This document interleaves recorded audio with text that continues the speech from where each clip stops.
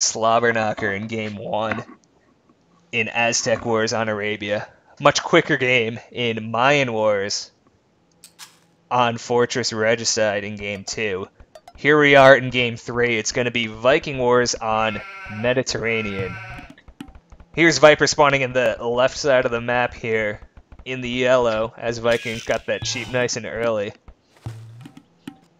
Again, JorDan spawning in the opposite corner. You can see he's already on the sheep, unlike last game where he was still looking for them by the time I looked over at what he was doing. Yeah. So, JorDan, well, yeah, JorDan kind of seems far from the water. He's like all the way up at the edge of the map. I think so. Oh, well, yes, but not that far. Yeah, not far enough that Still I think okay. he'll care too much. But, well, he's kind of, even for, I guess it's pretty easy to wall no matter what on Mediterranean, but especially with that like giant cliff on the left of his base going right across. Yeah. Pretty nice. Mm-hmm. And Mm-hmm. the forest to the south. Not like he really expects Viper to do anything but go Grush, but you never know. Yeah. Yeah. As for Viper, well, go on. I was gonna say he's got a really nice gold. Like it matters particularly much, as much as may on other maps, since it'll probably come down to how each player, I guess, performs on the kind of galley, feudal age and early castle age, maybe. We'll see. You could sometimes see going land on Mediterranean, but they are not these sort of players. If they go land, they need some reason, some strong reason for doing it. Yeah. Otherwise, we'll see standard grushing. So you don't see any reason why either of these players would go land on this particular map here. Expect to see pretty much, you know, standard stuff here. Nothing too crazy. Again, this is user patch 1.4. You can kind of, as you just saw JorDan do, switch from the sheep onto the boar without losing the food. Both players got that boar right under the TC and are getting their first docks up. Neither player really that much ahead of the other. Again, with the no laming rule, no attacking villagers with scouts until 7 minutes, so they don't have to worry about a scout coming by to attack their loomless villagers by themselves building this dock. So which matters a lot, I would say, on Mediterranean. Yeah, usually you'll see people like wall that villager or whatever, you know. Yeah, and sometimes even they can even loom villagers if water is far away. And looming on water maps delays you. It is something you don't usually want to make. Yeah, you can see both players are both still without loom. Both have, you know, kind of done a pretty good job thus far in Dark Age. And see how many fishing ships they go. Viper's fish is permanent. Yeah. JorDan's is a little bit further. Yeah, I saw poor JorDan. His fishing ship went out right to that rally point, and he still hadn't found anything yet. He had to keep looking just to find that. Not that it's that far away, but yeah, but compared to Vipers, it still makes a difference. And as the game goes, this starts to play some role. For what you sometimes see on maps like these, on like Mediterranean or Baltic in 1v1, their docks aren't super close. It's not a situation where, you know, your galleys come out of the dock and you're right there next to your opponent. A little bit more space. But of course, it is still a tiny map, 1v1. It's not like it's going to take super long to get across. But maybe a couple extra seconds, you know, to get what you need done. Looks like Viper's slightly ahead. Well, maybe more than slightly. 25% here, and maybe 12 or 13 at the same time for JorDan. So he's gonna have the faster feudal age time as JorDan also got housed here, but I think he actually just canceled that fishing boat, so he wasn't actually housed. Mm. Oh, he's got. Well, Did he get an extra fishing boat? who? No, he has an extra villager. JorDan has Who? an extra villager. Yeah. Well, that explains why he's Yeah, why it at was Fuse slow. a little bit behind. And they are both going for aggressive crush. It's sort of, I would say you can any strategy can be tailored to be either offensive or a little bit defensive. But on Baltic, I think you always go aggressive and as offensive as possible because you have close docks to enemy docks. Mm-hmm. And with that strategy, you have 4 fishing ships. Because if you build 5, you are endangered to not have enough wood to build galleys straight after hitting Feudal. It's funny. JorDan's actually going to be the first to get his 3rd dock up by a pretty significant amount here. Hmm. And Yeah. if he can actually support, yeah, he's got all 3 docks building. I think that'll compensate for the slower feudal age time compared to Viper, because The their difference docks is aren't that considerable. close. I agree. So It's not Viper's like got his 2 galleys out, but JorDan's going to have his 2 out by the time that Viper's over here. Here they are. He's trying to kill this fishing boat, and JorDan's doing his best to move it away. Look at him trying to move sideways to avoid those hits. Good job by him. And that's basically the extent of the advantage Viper will get from that faster time, now that JorDan's got that 3rd dock up faster. So good I'm job by slightly him. concerned about JorDan having a bit poorer micromanagement, which we have seen perhaps seen in the previous game. I don't think it's fair to call JorDan's micromanagement poor as much as Viper's micromanagement just. It's not poor, you but know. it Yeah, I seems know to what you're me saying, though. he missed some control. I think it's easy to look like you're playing poorly when you're playing against someone like Viper. But he's got the numbers advantage. He's got 7 boats, and Viper's only got 5. Viper needs to be careful here. He's moving. I don't know why Viper's moving that close. Well, now he's got 1 boat's down for Viper. Good job. 2 for Viper that are down. And 1 for one JorDan that's down. JorDan doing his best to try to move away. It's now kind of even, 6 on 6. He's pulling the ancient boat away. Ooh, okay. We're back to even. But I think the reinforcements are just like 1 boat ahead for JorDan. I think he's still got 1 more boat here, just from his early docks. He's trying to move that 1 boat ahead, away from what Viper's apparently needs to pause at kind of an interesting time.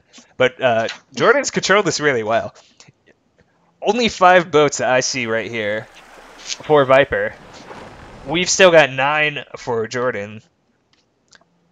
And this doesn't update, or does he actually have? Yeah, I don't think it's updates apparently when it's paused. But yeah, I think it's 5 to 9 right now. I mean, obviously Viper's about to get a whole bunch of ships out, but I think JorDan's done pretty well thus far. Yeah, the numbers are on his side at the moment.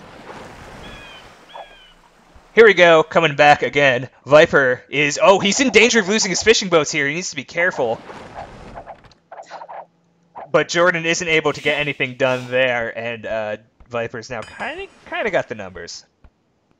Neither player with Fletching yet. I did hear the blacksmith up for JorDan though, as he backs away back towards. Yeah, same. He's searching. Let's check Viper. Does he?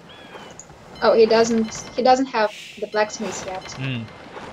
It would be a perfect timing for JorDan to attack, because on Grush Wars you usually want to hit your enemy as soon as you have Fletching. Yeah, and that's what it looks like he's doing. Fletching completed, and he's going forward, and he's got the numbers too. Yeah, have a look. He's pulling one of his galleys. And Viper, I think, realizes he's kind of in trouble here. He knows that he shouldn't fight with no Fletching. He's trying. You see how many villagers he got on that blacksmith? He put 3 villagers on that blacksmith. He knows he needs it ASAP. Yeah. Viper is possibly in trouble here. JorDan trying to trap him inside here. Trying to push the advantage, but he's getting really close, and oh, good job there by Viper avoiding the hit, although now he kind of moved square onto JorDan, and now loses 2 ships in the process. Oh no, this is going quickly back in the favor of JorDan, but again, the blacksmith is up, and he does now have Fletching. Numbers, though, still in JorDan's favor. He's trying to get in a position where he can maybe force Viper into a decisive fight here, because he knows he's got the numbers. But Viper's just trying to dance around and avoid taking too much damage, just wants to keep playing cat and mouse, backing away, fighting from range, doesn't want to engage in a spot where he isn't able to run away. Oh! Wow. Viper is actually controlling his galleys a little bit better. Yeah, Viper's completely turned it around. He saved himself. He really saved himself. Viper was in, I don't want to say like a really bad position, but he was definitely at a disadvantage, and now I'm pretty sure he's got the advantage here. So many injured galleys for JorDan, and it looks like about an even number for each. Let's quickly take a look at Viper. He's also got a decent number of injured galleys, but I think JorDan has more. Number-wise, very slight edge to JorDan. Good job there. Yeah, lost 1 galley because of not controlling it. Yeah, it's crazy, just like, you know, a split second of not really looking at what your galleys are doing at this level means a dead galley. Viper coming back forward, maybe trying to be a little bit more aggressive, seeing or sensing that he's got the numbers. Oh, he gets 1 there. JorDan trying to regroup. And, Viper Viper also realizes that he has only 2 fishing boats left, and he knows that JorDan has 4, so he needs to put pressure and to kill at least 2 fishing boats to make it more even. JorDan is way closer to Castle Age than Viper is. And he's also fishing deep fish while Viper is on shore fish. Oh no, Viper never moved back. Oh, he gets one of those fishing. Oh, he's going to get a couple fishing boats here. He could get a 3rd. No. JorDan moves it away just in time. Good job there by JorDan, who has clicked up, by the way. Viper is not even at 400 food yet. This guy, I don't know if Viper saw the score drop of JorDan. I think he may have. He needs to go now. I'm more than sure that he recognizes the situation, and he on his place, you want to push now before JorDan advances, and to hit as many galleys as possible, to take as much advantage from JorDan as possible until he upgrades his units. JorDan made a transport, and he's going across with 4 villagers and a scout. Maybe he's not got the same plan that we all thought he did in terms of what he's going to do in Castle Age, because he's stopped galley production. He is not making galleys. Oh! He is... what is he doing? This is going to be crazy. He's going to go across and maybe try to make knights into the base of Viper as he pretends that he is going to do something crazy and get up to Castle Age with the tech advantage, but he's so far down on numbers now. He's kind of trapped in by by Viper here. Losing galleys left and right. Viper's got almost twice as many galleys now as he tries to back away. He's already lost half his fishing boats. He's going to lose the other half, and now he's splitting them up, his galleys, to maybe go for the fishing of Viper, which isn't that much left, but you can see the stable is up on the other side of the island. No walls for Viper. By the way... Yes, table's coming up, and the first night. Viper is, though, 2/3 of the way up to Castle Age. He wasn't super far behind. This is going to be interesting. Wow. I don't know how this is going to work out for JorDan. Does Viper have any idea at all? He is making a barracks at home, but I think that's more of because he sees that he's winning water than he imminently thinks that there's... Well, here they comes now. Here comes the knight coming into the wood pile of Viper, which is pretty far away from that town center. Oh, wow, it keeps running. This will be interesting. He is about to hit Castle Age, though. Oh, he's making 2 archery ranges. Viper's making 2 archery ranges over on the left side by that main gold. He's got to abandon his main gold. All his villagers on that gold are running back towards the TC. Here comes knight number 2. Monasteries are coming up for Viper here. Yeah, the first decision to make to go for monks to fight knights. he's also walled off that main gold. He's got those houses up. I think a bit of a mistake by JorDan to let him get those houses up. He was in on that gold. He could have just camped there, made it prohibitively expensive for Viper to secure that gold.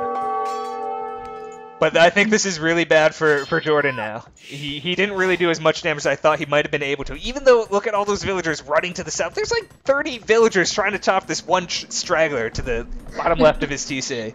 Yeah, his economy is messed, but he's safe, I would say. But let's check. He doesn't even have enough gold to make monks. He's only got one monk coming out. And it actually looks like JorDan's switching to archers. Again, keep in mind his eco is basically untouched. It's not near the water. He's not in danger from the galleys that Viper has. He's got a mangonel out. Sort of protected here from 3-ish archers. This is interesting. Again, oh, he deleted that house. He can get those knights in. Oh, but he's in trouble though because he runs into the monks. One knight gets converted. He has to delete the other. The focus is now switched onto the mangonels and expos that are trying to push from the right side of Viper's base. By JorDan. By the way, back at home, he is obviously on 1 TC. He's putting everything into this land push that he has got coming forward. Siege Workshop going up for Viper. He's going to counter with his own mangonels. I feel like JorDan should, no. He should move his archers a little bit around because a spot where Viper is getting gold could be hit from the left side. And that would too. If JorDan made a circle around Viper's base and took that spot, he would be able to take off many villagers. I think he's maybe a little bit worried about leaving his mangonels kind of unprotected. Yeah, he needs to be aggressive. Yeah, he does. He's I think spending too much time just attacking like a monastery and a lumber camp thus far. While Viper's basically been able to try to do what he can to build back up. Here comes the mangonel that Viper's been able to build, and now maybe JorDan's going to move around. Well, oh, he needs to be careful. Okay, moves that expo out of the way. And, oh, mutual destruction on that mangonel. Still 3 alive for JorDan, who is... A knight coming. Yeah, the knight's going to back away. Second mangonel is out for Viper. Let's see if it fares better than the first one. You can see JorDan's just immediately splits up his mangonels. JorDan actually, well, maybe there's leftover galleys. I don't know. I guess it doesn't matter too much. Again, all Viper's really able to do with the water is, other than the fish, is kill houses on the coast of JorDan. Which can also be useful sometimes, because forcing your enemy to be blocked is annoying. And Viper, yeah, he is adding fishing boat because he has lots of wood to spend. Oh, good job with that mangonel by Viper. He's able to take out one of those for mangonel for JorDan. Needs to be careful as he backs away. I mean, Viper is just kind of keeping JorDan at bay with a minimal amount of army. I think, well, JorDan's got such a better army here. He just needs to find a way to parlay that into damage to Viper, which he hasn't been able to do thus far. Push. Because he's, you see he's actually popped now. I think those Viper's galleys killing his houses matters. He's not only popped, he's like 20 pop below Viper. Even if a lot of them are galleys. Oh, really? Both mangonels down. Oh, but here he comes. He's going in up to the north of the map. Going to get on the stone of Viper. Again, look, there's no TCs near here. That's what he should have done long before. Yeah, maybe it took him too long, but there's nothing he should be afraid of. There's like no army here from Viper. He's going to be able to walk all over this. Kill this monk, man. Yeah. You got this. Good job. He just needs to be careful with this mangonel, but look at all this economy to the left side of where his army is right now that's unprotected. Viper's trying to force up a town center. He can stop it. He's sending his expos over. This is a game-deciding moment. Now, if Wow, Viper JorDan, calls yes, GG. He's not yes, even he gonna managed. try. Wow. It maybe This took was, longer than we thought it would for JorDan to get yeah, onto the but this was so exposed timely. villagers. Still, he managed in time. But yeah, he absolutely did. Good job. I'm surprised. I really thought that JorDan was going to stick with galleys and use the faster castle to make the bodkin and war galley upgrade. But he didn't, Yeah, and it still worked out for him. That was interesting. Did not see that coming from him. Oh, I forgot to look at freaking was a achievements again. solely was a strategy win. I love it. Yeah, that was a nice game. I liked that one. So it is now 2-1. Still in favor of Viper, but JorDan's taking a map. We'll move on to game 4, which will be the first home map for Viper. And I'm going to play a short ad, and then we'll be back. By the way, if you can't read this, it's Sand Maze, which we're going to be coming up with next here. So I will see you on the other side of these ads, and we'll have game 4 for you.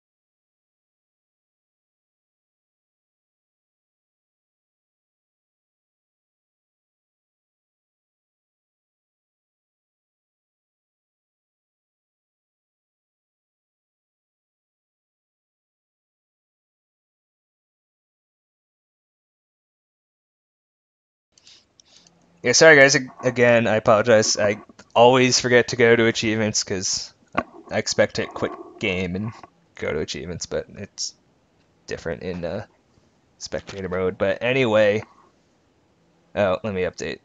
There you go. There's the scoreboard update. 2-1 in favor of Viper. Moving on to game 4, we're gonna have Sand Maze as mentioned. It's actually gonna be Mongols versus Mayans. Mongols from Viper, Mayans from JorDan. So I'm gonna quickly take off Fog of War for those who may not know what this map looks like. You got this pond, not I can't really call it a lake, in the middle. Hmm. However, there's all this sand around it, and all this sand here, your boats can run through, and you can see the sand runs side to side across the map. So if you control water, you can park your boats anywhere, really, and attack land units. And as you can kind of see, there's like fish jumping up from this sand. So the fish isn't just this pond in the middle. If you control the water, you get also this fish that's jumping up between these trees in the sand here. So we'll see how each player chooses to play this map. It's Viper's map, right? This is Viper's pick, correct? Yep. Mm-hmm. Home map number 1 for Viper. Remember last time these two played in this tournament in the group stage, Viper picked another light random map. I think he picked what was it? Rooster, I think. Yeah, Rooster. He picked. I think he picked it against Riot and JorDan. Rooster. Have a look at how close the deer are to Viper's TC, and Viper is Mongols, so this is gonna be such a huge boost to him. He has 5 deer very close to his TC. Well, all the light random maps spawn with 5 deer. So maybe that's why he picked Mongols, because he knew, or at least part of the reason why. JorDan should have 5 deer also, although his are a little further away, but they're at least next to the berries, so I guess there's that. It'll be interesting to see how each player chooses to deal with the water on this map. how early they devote, docking, how much they devote to, feudal age galleys versus what they do on land, walling, etc. There are several options, but I bet looks like Viper is going for Grush because he's adding the fifth villager on boot. This is Yep, I see. either, yeah, it is going to be water, but he will be able to upgrade really early with Mongols and with their hunt Yeah. bonus. He will be so much earlier and killing. Well, that's how I think his plan is, to upgrade earlier to kill To just Jordan's win fish, water early. and then to switch to land maybe after taking Jordan's advantage, after killing his fishing boats. Yeah, and maybe Viper has thought about this more because you can see they're both doing basically the same strategy, except you would think Viper's going to be up significantly earlier I'm than sure Jordan. And with how small the water is, you're docking right next to your opponent. You know you're going to be able to get to his fishing boats pretty much as soon as your first galley comes out. So that's gonna be tough for Jordan here. I'm not sure if he has a plan for that, or if I don't see how he could possibly match the time that Viper is likely to achieve in terms of feudal age here. I mean, you can see he's already got 200 pop, and he's got all these villagers on this boar with that Mongols bonus. He's gonna be clicking up soon. I just don't see. He's looming now. Yeah, he's gonna loom, and yeah, this is I can't see how this is gonna work out for Jordan, but I've definitely been wrong plenty of times before. There's the click. Wow, significantly before even 7 minutes, he's already clicked up. This is crazy. Kind of one of the earliest possible, and he will, I think, only have 3 fishing boats. That's how it usually works. He doesn't even need more, because his primary objective is to hit Feudal early and to kill fishing boats. And he's gonna do it. Yeah, he is. Even if Jordan runs his fishing boats away, he won't even be able to make a second dock, because Viper will be able to control that too. There's just I can't see how it's at all possible for Jordan to take back water, and I don't know if he realizes that. He may. He's walling over here on the left side. Well, we'll see. Let's see, how much further ahead is Viper, by the way? He's at like 70... Yeah, wow, okay. Jordan, I think Jordan did something different here. I think Jordan, at some point, realized he wasn't going to win water, because he's obviously not going for water with how many villagers he's made. Yeah. He still hasn't clicked up. Yeah. Let's see. Viper's up. Jordan hasn't even clicked. Yeah, Jordan is walling, and so his bet is he's going to castle to go fast castle from now, because he realizes the situation. He knows he's gonna lose fish, and there is no makes little sense for him to try take water back. So he's going fast castle. It's funny. Viper is going to win water with 1 dock here. He's not even going to make the second dock. He's just making the barracks. I don't need the second dock. I'm going to make that barracks. That's what Viper's saying here. And he's right. Oh, trying to get this villager with that scout, but he's not going to be able to do it. And there it is. That 1 galley alone is killing these fishing ships for Jordan. He can delay a little bit by running into the sand and such. But he's trying to get these palisade walls up horizontal across the front side of his base. You can see he's gone up 32 pop. And Viper is now adding... Yeah, sorry. Do you think... I think he may be able to get a better castle each time, but do you think that's actually going to be able to... Oh, Jordan. You mean Oh, you're asking if Jordan will have a better castle time? Well, I think he will. But yes. I'm just asking, do you think it'll be enough for him to maybe turn this back in his favor here? Because this isn't looking good for him, obviously. Well, it's still the advantage is on Viper's side because he's now adding fishing boats, and there is plenty of fish on this map. And yeah, he started to make archers. So yeah, Viper's not going to be that delayed going up the castle. You can see he's already 400 no, plus he food. won't be delayed. No, of course not, because all fishing boats are kind of like extra villagers. So this fishing economy support is a huge support.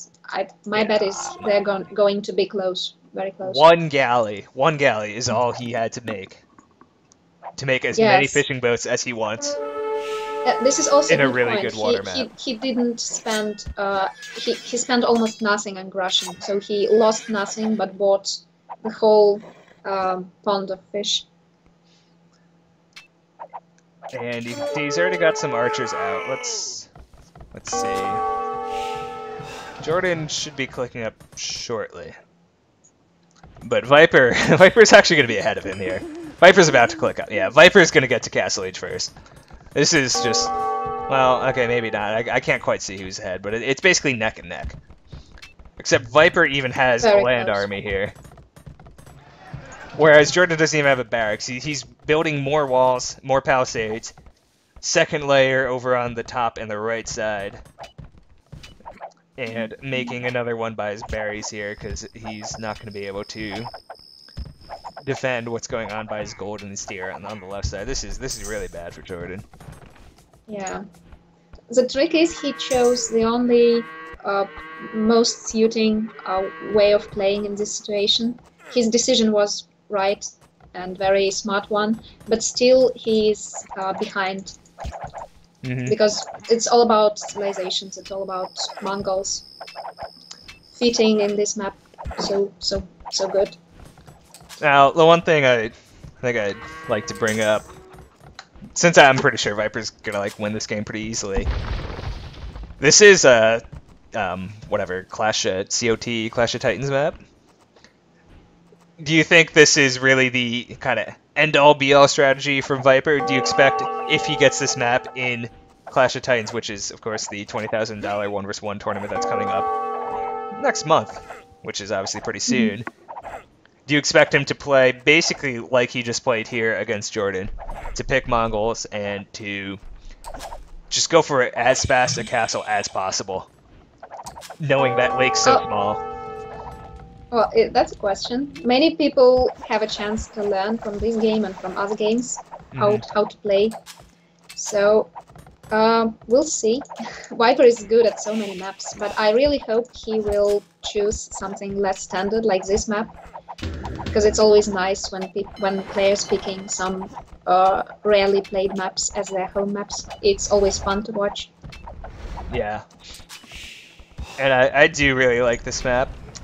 It's a little unfortunate that Viper's kind of really just picked such a better strategy than JorDan chose here.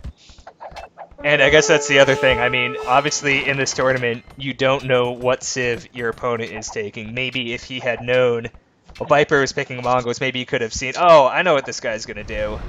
I know what Viper's going to try to do. And I probably need to also pick Mongols to match it. Whereas he didn't, get that chance. He's like, oh, well, now I'm already locked into Mayans. I'm not going to be able to match the Dark Age that Viper's going to be able to get with that hunting bonus as much. He picked Mayans because it's very, not standard, but it fits into most maps. It's flexible and it has a decent economy, so his choice was more standard. Viper's was more map-based, more strategy-based. I think he kept in mind what he was going to do, but also those deer very close to TC boosted him a lot. Yeah. Well, JorDan is trying to get some stone here. With that second TC, he made it by that stone pile. He's got a siege workshop and a mangonel out to at least try to buy himself some time. Obviously, he is going to try to get up a castle, get some plumes out, and maybe try to do what he can to salvage this game. It's going to be obviously tough for him here. He's behind almost 20 pop. A lot of that in fishing. Well, It looks like maybe I missed something? Did at some point Viper lose fishing boats here Yes. to the Yes. fire ship? Yeah, he made some fireships. Yeah, I kind of saw I that mean, late. Jordan. But They yeah, both made. I guess that was Jordan's strategy that he would go fast castle and try to. Well, I don't know. I don't think that would be his strategy off the bat. I think maybe after he realized he just had no chance in Feudal Age. But in any case, here are a bunch of expos from Viper camping outside the stone pile of JorDan, just outside of TC range. And now Viper's going with these fire ships burning down these houses. You know, I don't really like this TC placement because he definitely wants stone to build a castle and go plumed archers, but this TC is not securing the stone. He should have put it outside. But at the same time, he knew Viper is around with his archers, so it was dangerous to go outside and to place TC in the open space. Maybe he just needed to wall further out earlier, because by Castle Age it was too dangerous for him to go out and try to build the TC outside the wall. But in any case, he does have at least these two mangonels out, and good job by Viper to flank and avoid that mangonel shot. He does get a few of them that we're going to be able to get hit here.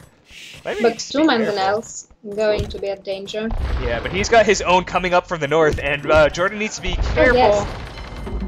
Just avoiding that shot as they both dance around with their mangonels, but here comes the expos back from the right side for JorDan as both go down in mutual destruction. Well, JorDan still is pretty far away from being able to put up a castle. 72 pop for him. Or, sorry, that was actually Viper. So I take that back. 53 pop for JorDan. Pretty much the same amount of stone, though. AKA, not close enough. They both have some same plan on mind. They're both booming, and each one is trying to overtake the other one in booming, and both aiming for castles. So it's gonna be Mangodice against plumed archers. Unfortunately, Viper's got two docks up now, just fish booming as well. Yeah, this is a huge boost. And we can see JorDan is behind Popeyes. Yeah, pretty far, and he just got housed, unfortunately. But basically 65 pop for JorDan, 85 plus here for Viper. Both players with 3 TCs, but Viper's got those docks and those fishing boats. Look at these fishing boats, all that deep sea fish that he is able to harvest there.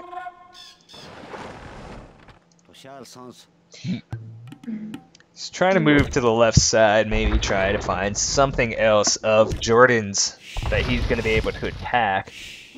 And he can at least get on these berry gatherers, although JorDan's immediately just going to move them away. He knows they're coming, obviously. But there are some of these farmers here to the left side of this TC that are going to be a little vulnerable. Over 1,000 point advantage here for Viper.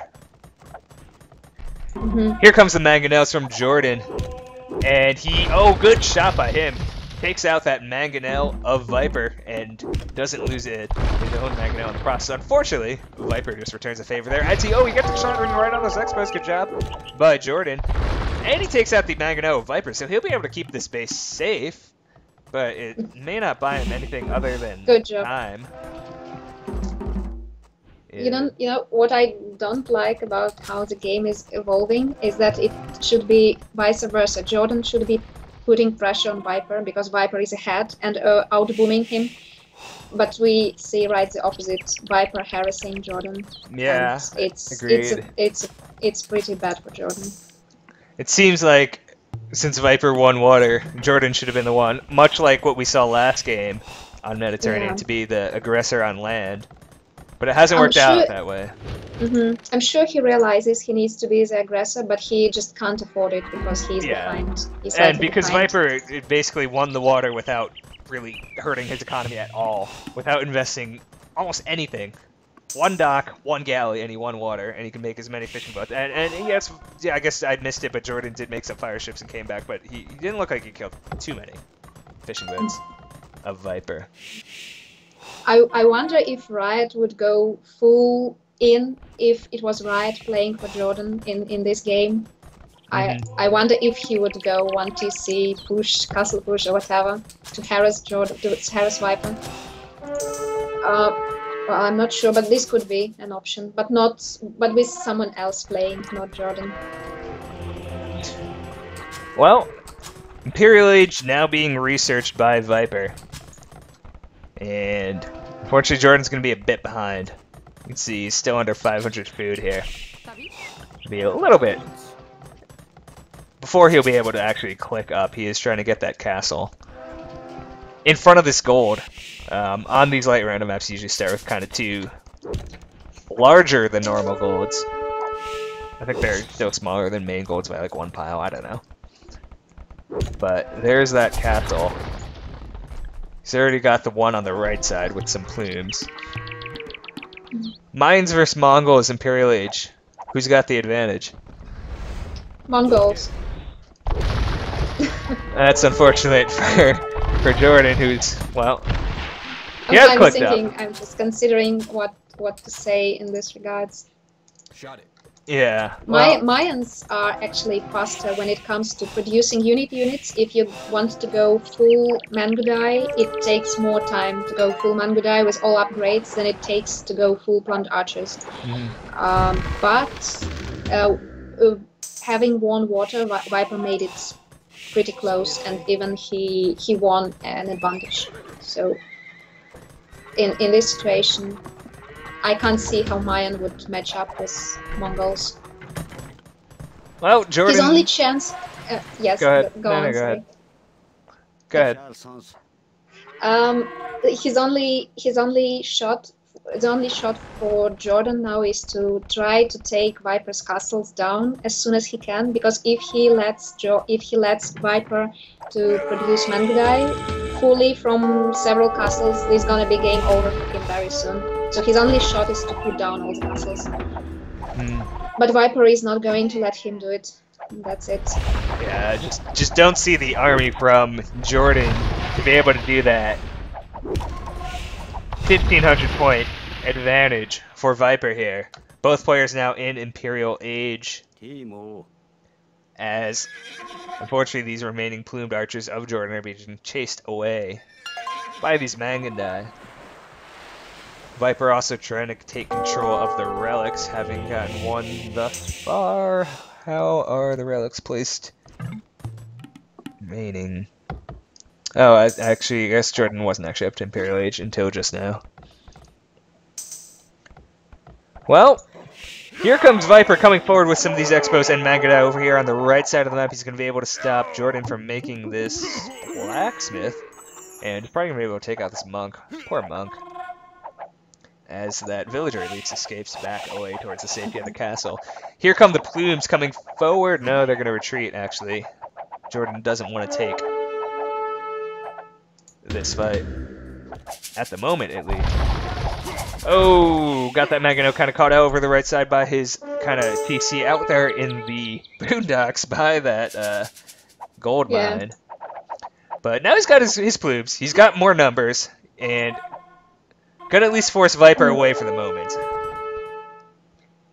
By the way, if you check gold, it looks like Viper has 3 gold piles and JorDan has 4 gold piles on his side, looks like. Ah. True. Has Viper let JorDan stick around here too long? Oh, sorry? Do you think Viper is kind of played a little bit more complacent than he should? Does JorDan have a chance here, do you think?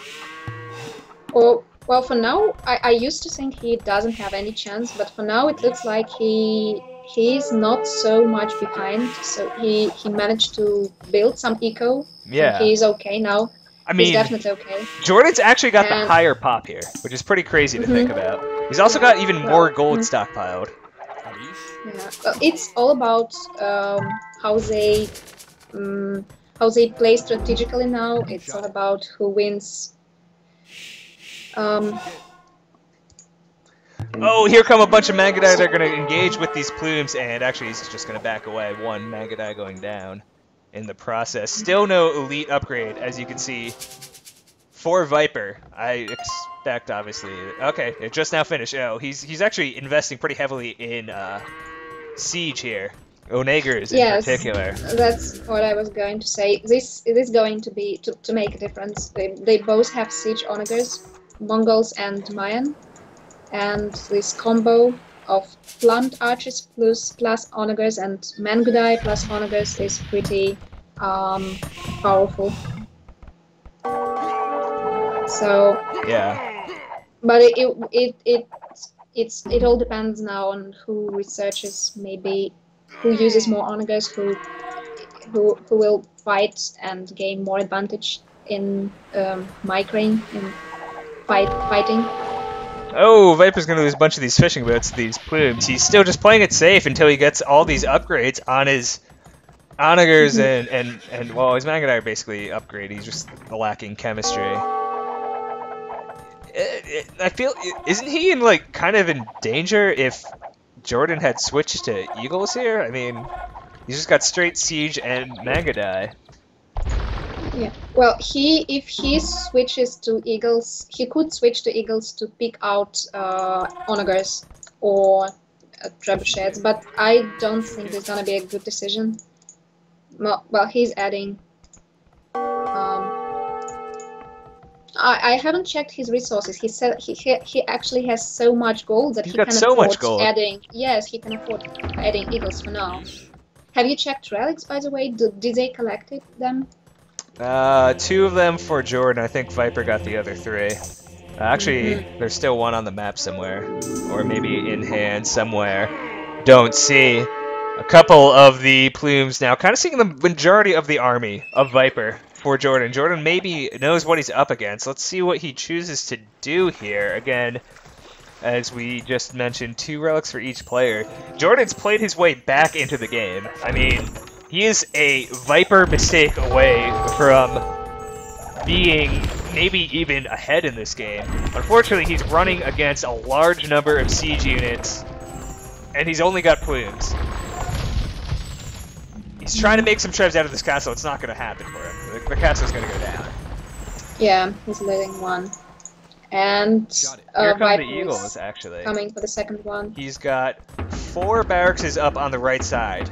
3 more he's trying to make. He's got some of the upgrades for those Eagles. And he's hurrying to add Eagles as fast as possible. So he added a second blacksmith, which is usually very useful when you want to take all the upgrades as soon as possible. So he's making upgrades simultaneously into blacksmiths. And he has just researched Eldorado in Castle to give additional health points to his Eagles. He needs to avoid taking these fights, though, until he kind of is ready, and now he's backing away. He's, unfortunately, I can't see how he's going to be able to save this gold mine on the left side in time. Maybe not totally crucial, since he at least has these golds on the right side of the map. That castle being built just to the south of the gold mine is... Oh my god! Shit. Great Onager Wow. Onto those Eagles.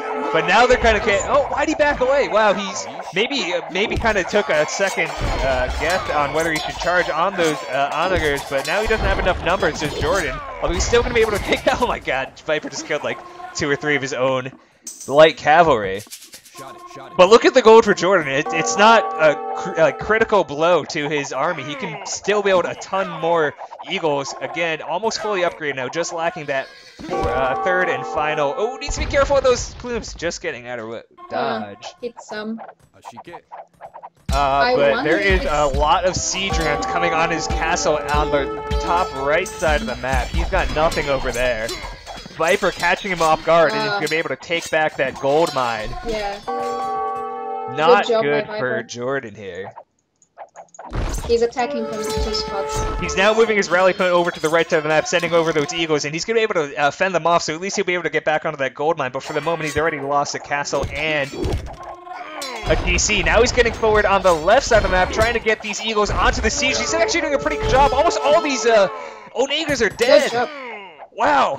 Viper's in forward tree now. He needs to be careful with these trebuchets as well. 4 of them, 5 of them that JorDan could get on and maybe start taking out. There's actually really no cover for them to run under. Here comes JorDan right out of the trebuchets as the Magadai turn around and try to do what they can. Here come the plumes to try to help out. Actually, he's kind of unfortunately lost most of his push here to has JorDan. The Eagles have now died, and he doesn't really have the army to continue pushing forward. He only got 1 of the trebs in the process, but he's actually trying to start raiding a little bit on the right side with the plume / Eagle Warrior mix up on the north, but it looks like Viper's got something over there to at least deal with it. Back over here on the left side. JorDan now backing off, going to try to regroup and refocus. Up to the north, well, he's able to get these Eagles kind of sort of towards the economy of Viper, but there are some hustlers there to deal with them. Here's a possibly big fight here between these 2 players over here on the left side of the lake as the Plumes and Magadai just wail away at the Eagles and Hustlers. Unfortunately, it's going better for JorDan as Viper is just going to back away. 8 Pierce Armor and 100 hit points on those Eagles. So tough to kill. Except when, of course, those Magadai are just backing away, not able to get damage in on them is JorDan. Up at the top, here's some Eagles that are unfortunately being chased down by Hussars by Viper. Good job by him there to help secure the north side of Zika. You know, also Maya has some advantage because of longer lasting resources. So it sort of means Maya has more gold income. Its resources last longer. But still, I feel like he needs to add some siege, because with no siege, this won't work well for JorDan. He needs to add something. Well, Viper has 3 of the relics, again. JorDan has 2 of them. JorDan, though, of course, has more kind of natural gold, more of the gold mines to mine. He's still got a decent amount left, and as mentioned, of course, with that nice little extra lasting mine bonus on the resources. Let's see, how's Viper looking at gold? Is he even mining gold anymore, or is he mined it all out? He's almost mined it out. He's just got this 500 or so left. But he may be able to maybe take back the gold mine on the right side of the map as he comes toward with a whole bunch of siege rams. He's constantly pushing in that area, trying to get it. Here comes JorDan now with a good number of Eagle Warriors that will be able to obviously take out the siege rams and do, you know, decent damage versus these Magadai, at least to prevent themselves from dying too quickly. Unfortunately, all his plumes are kind of forced attacking the siege rams, and maybe like to see him attack. There he goes now, trying to attack something else, but there's just too many units here from Viper. Just every time he kills a siege ram, even more come in. This is not looking good for JorDan. He does have his own siege rams over on the right side, just not enough. Back over here. And you can see his rams moving very fast. It means that he already made what is it, drill? unique technology. I don't know his name. I think it's called drill in the English game. But actually, well, you know, he's done a good job here. He's actually killed almost all these siege rams. Has JorDan. And Viper is trying to kind of stay in the back here. Look at all those Eagles that are coming forward now from JorDan. And he's still got a good amount of gold. Look at the gold he's got. 1,700, almost 1,800. Sending those Eagles up forward. They're trying to get onto the Magadai, but Viper's just staying away. That's about Mayan's bonus. It's very helpful. And also, JorDan has another extra pile on his side of the map. I wonder if it's worthwhile to add siege. I'm thinking about it. JorDan completely switched from onagers to rams because there are eagles picking onagers very easily. So, and I don't think there is much sense for JorDan to add onagers as well. Maybe some rams. But still there are hussars on Mongol side to kill rams. Well, thus far, I think JorDan's dealt with the hussars pretty well. He's kept his plumes alive. and he's kind of backing away as they come and just letting the plumes take the damage. Is he going to be able to get his eagles up onto the Mangadai now? Viper just, as soon as you see those eagles approaching the Mangadai, Viper immediately backs away. He knows he can't really afford to lose them. They're so much more difficult to replace, obviously, since they cost gold. He needs to save the gold for other things. There's actually a chance that Viper could lose 3 trebuchets over here on the left side if he doesn't pay attention. Because, well, I think he sees it now. He's attacking these eagles on the left side, and yeah, they're gonna die. JorDan's now the one who maybe is gonna try to be the aggressor. It's gonna be tough for him because one mistake and he can lose the siege that he has built to those Mangadai. Let's check the resources quickly. 200 gold for Viper. Again, just as mentioned, without, with the fewer gold piles, without the mine bonus, even with the relic advantage. Thus far, JorDan's been able to come ahead in the gold count, but that may change. How much? Well, there's still a good amount of gold over here on the right side. Well, they're actually all pretty low. Oh! He's gonna lose these trebs if he's not careful. He's got one pack that's surely gonna die, as Viper tries to take down this one that's trying to back away. He managed to save one. Good job. Bringing the rest of his army forward, and will be able to keep that alive. He's still got a good amount of gold. He's mixing in halberdiers. Over on the left side of the map, here come a whole bunch of siege ramps from Viper. Not really much of an army for JorDan over here on the left side of that. Maybe not expecting this push. Again, Viper just back and forth, right side, left side. He thinks that he can kind of hold easier with a smaller number of units than JorDan, and I think he's right. Look at the way JorDan has to react to Viper. Here come the Hussars now streaming in, and JorDan had to move his rally point over to the bottom left side of the map. At the top, he just doesn't have siege. To switch attention between 2 spots. Yeah, and JorDan can't make. JorDan just can't make progress into the base of Viper. But still, he's catching up in score, and I really love the way he's doing, and his combo seems nice. Oh, absolutely. Especially now when he's adding some pikes. It looked for all the world that this game was going to be a 20 or 30 minute and done. JorDan has proved that completely wrong. Gotten himself to Imperial Age and played himself into a position where he's got a chance. Oh, he's catching up in score. Absolutely. Look at that. 400 or 500 points now separating these two players. Viper continuing to just struggle with gold here. He's got a bunch of rams that are garrisoned over here on the left side. Maybe waiting for the right moment to spring them. But his hustlers just aren't doing super well. JorDan's mixed in some helps, which obviously are quite cheap and are going to do pretty well even against, obviously, the Mongol version of the hussars. Still 1,500 plus gold for JorDan. He's just done such a good job of keeping his gold units alive, you know? This gives him an advantage, really. It does. This is what could save him. I mean, they are both using pretty gold-heavily armies. Well, at least you need gold for building plumed archers and Mangadai. Well, JorDan is trying to make a push over here on the left side of the map. He may not realize that there are a whole bunch of siege ramps in these siege workshops that he's trying to attack of Viper. Now they pop out. Look at all those siege ramps popping out with that extra Mongol speed. Not really Eagle Warriors or enough of kind of anti-siege or anti-Mangadai for JorDan over here, but he is sending a ton of plumed archers from the right side of the map over to that side. We'll see how this goes for him. Halberdiers are what are going to be coming forward from these barracks to try to attack these siege rams. Let's see where he tries to go with these plumed archers.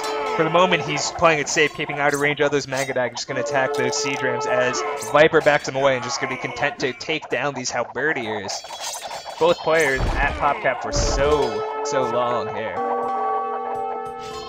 Skirmishers on the right side of the map for Viper.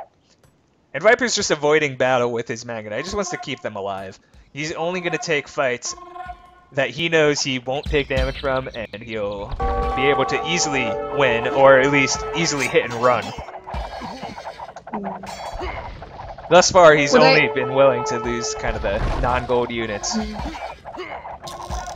What I don't like in JorDan's position is that he's playing defensively and Viper playing offensively. Viper choosing which spot to hit, and we have seen him switching from the right side of the map to the left side of the map. So he's choosing the place where the fight will take place next. He's sort of having map control. Well, the problem thus far has been that everywhere Viper goes, JorDan has to counter, but then he can't continue to push as soon as he wins. But maybe he's going to try to change that now. He's got... Oh! Siege Onager's coming out for Viper. He needs to be careful. Unfortunately, they both immediately die without doing any damage over on the left side. He's got a Treb out, does JorDan, as well as 2 Siege Rams. JorDan looks like he's going for it on the left side of the map. Maybe we'll see even more siege coming, I don't know, because he's kind of not really got enough that it's going to be decisive unless Viper makes a mistake. He can handle it, I think, with the siege rams and Magadai that he's got, but we'll see. He's got less plumes than I remember him having. He's actually falling pretty low on pop here. He's under 180 for JorDan. Viper's still at 200, basically. And Viper is just, God, his Magadai are just like untouchable in the back, just killing everything that comes at them. Over on the right side, it's been kind of back and forth, even with the small number of trash units on both sides. The left side is where the expensive units are. JorDan backing away. Oh, it's Treb going forward. He needs to be careful with that Treb. But Viper's not going to risk moving his Magadai too close there. Actually, Viper's still got his own Trebs, although they're like all on fire. Here come two Siege Onagers coming out for Viper. Where? It's on the left side of the map by his Magadai. I see. And the Trebs. I'm still thinking about his decision to research siege rams. I'm thinking if it's worthwhile in a 1 versus 1 game.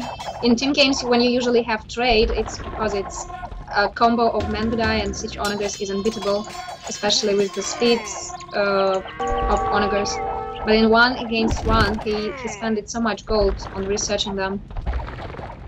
But I'm not sure about if it's worthwhile. Well, that 1,000+ gold that JorDan had been sitting on for like the last 20 minutes or so is finally starting to get used up. You can see he's at about 600 now. He does, of course, have a pretty good number of plumes still alive. He's out siege on the left side, and not really making significant progress on the right side. Just can't get past this castle that Viper has on the right side. Viper, though, has the Siege Onagers, 4 Siege Onagers, and 3 Trebuchets that he may start to get aggressive with here over on the left side with the Skirmisher backup. We'll see what he chooses to do. He still hasn't really dealt yet with those plumes, but of course that can change at any moment with these Siege Onagers, which he has 5 of them now. And JorDan needs to be careful here. Okay, now he's going to back away. He's going to probably lose like all these Halberdians for no reason.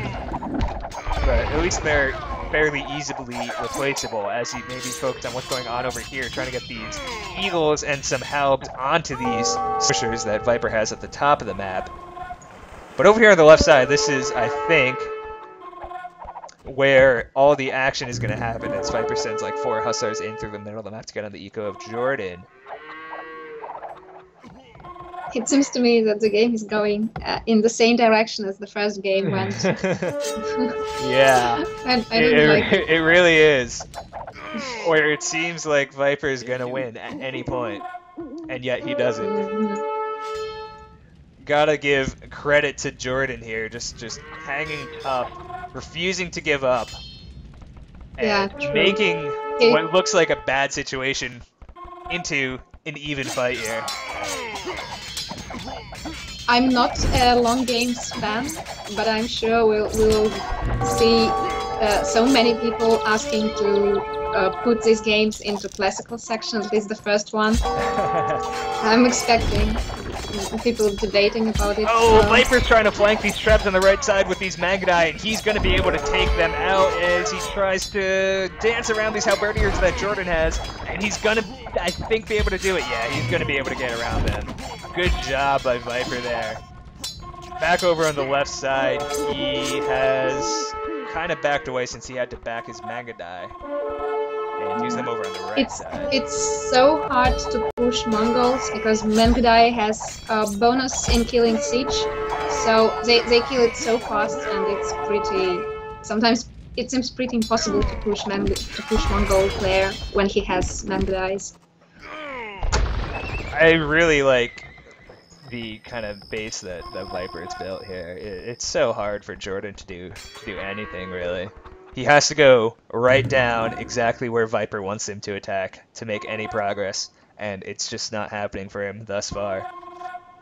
Even as he's been able to more or less repel the attacks that Viper puts forth on both fronts thus far. He just doesn't seem like he's ever going to make progress. Again, remember, Viper's got 3 relics. JorDan only has 2. Hussars may be trying to go on a suicide mission on this trap over here on the left side.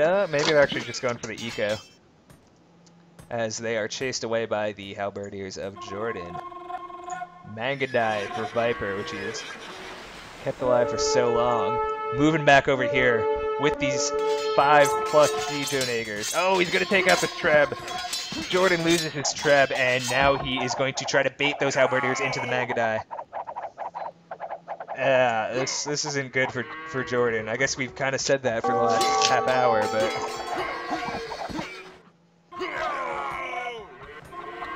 Yeah, just the control from Viper here. He just immediately, as soon as he sees Halb anywhere remotely close to his Magadai, he's just backing them away immediately. They're not getting any hits on them at all.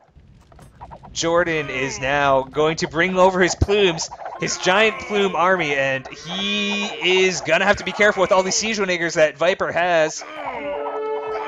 Halbs and plumes for JorDan. He sees the siege onager going off on those halbs, and I think he's gonna play it a little bit safe here. Yeah, he knows he is in imminent danger. Oh, he's trying to flank from the top with these halberdiers, but it's probably not gonna work. Oh, he's gonna get some of these halbs onto the siege onagers. He's trying to run away. Oh, he loses like 4 or 5 of those plumes, but he's managed to kill only 1 of those siege onagers, I think, with those halbs. Didn't quite work out for JorDan the way he thought it would. Still, so many really, siege onagers. It's really hard to fight siege onagers plus Magadai. Without, he needs like a large number of eagles or something. It's just not working for him to try to. But he can't afford it. Yeah, he just doesn't have the gold anymore. This is Viper's resource, you can see. JorDan pretty much the same in terms of amount of gold, just not happening for him. 200 gold. Both players. But Viper has so big stockpiles of food and wood, much bigger than JorDan's.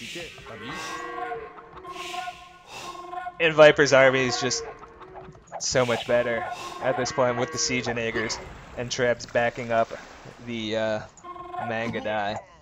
I can't see how JorDan's going to be able to make this happen for him unless Viper makes a mistake.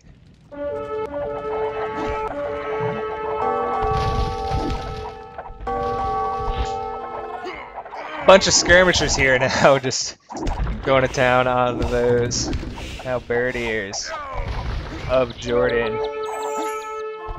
Viper slowly trying to move his siege onagers into place to maybe strike a decisive blow against what JorDan has. He was actually switching to some amount of eagles, hoping that maybe he can get something done against those siege onagers as he tries to flank from the bottom side as he goes in on the right side as well with the eagles and halberdiers, but it's It's tough for him. He's doing what he can. He's trying to get onto those Siege Onagers, keeping those plumes at the way back away. And so he's getting chased by those Onagers. Look at how far those Onagers are chasing those plumes. He's lured them out and actually killed 3 of those Onagers. Good job by JorDan. Viper got greedy there. Tried to go after those plumes with those Siege Onagers and let them chase. He still does have one left, but unfortunately, Viper. Oh my God! He just took out like 7 or 8 plumes, and he's gonna take out more. Yeah, it just doesn't matter. There's no amount of things that JorDan could do right that's gonna turn this game around. I think at this point, the first 30 seconds of that battle went almost perfectly for JorDan, and yet he's still losing significantly here. It's just not gonna happen for him. Wow.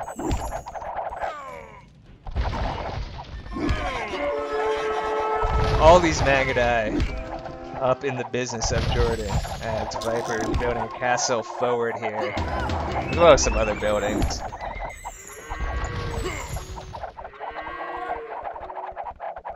Well, not much left for JorDan. 175 pop. Trying to regroup in the middle of his base.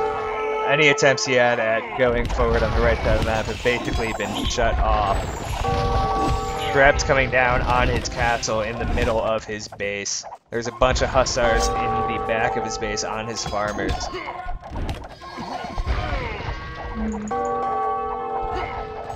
In post-imperial, Mongols are definitely stronger because they are a solid post-imperial civilization with siege onagers, and Mayan, they don't have siege onagers, and that's it. I think so.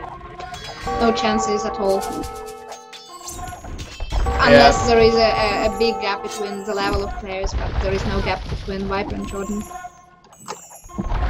But JorDan did his best here. I mean, he was behind from the very start of this game. And yet he still held off for so long here. JorDan Viper actually killed a bunch of his own units with his own Agers there.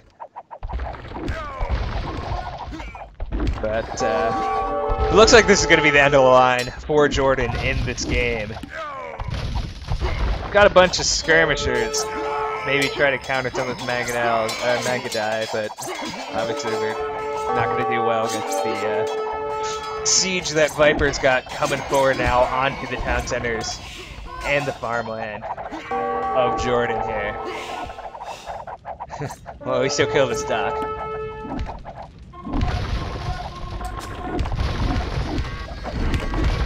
Well, under 150 pop now for JorDan. Likely can expect GG here momentarily. Viper's even moved his villagers up to start taking some of the wood piles here.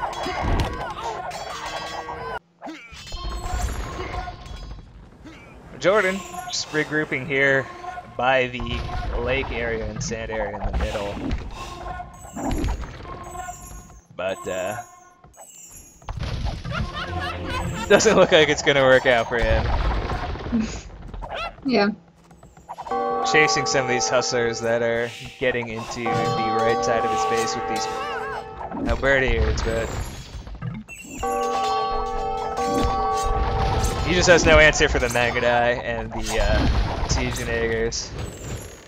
of Viper. But he's gonna try. He's got like 15-20 eagles, and he's gonna probably make one last push here. Unfortunately, Viper knows what it's coming at him because you can see it with these hussars to the north of JorDan's base. As he tries to get some... Oh my god.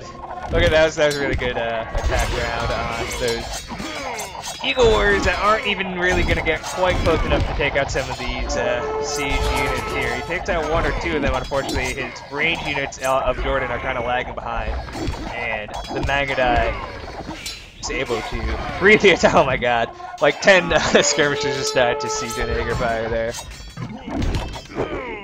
And that's it. JorDan calls GG. Wow. Good game. Great game considering I thought that was over at 20 minutes, but instead it went an hour and 20 minutes plus here. JorDan really I made much more of it than I thought he ever could have. I've been reading chat for the last 1 minute. People saying I'm mistaken about about Mongols against mine, Yeah. but I didn't manage to read many opinions, just a few. Well, you can see the gold difference. JorDan, despite everything that went wrong, still got 6K more gold than Viper there. The feudal age time difference is kind of funny. All right, so that is game number 4.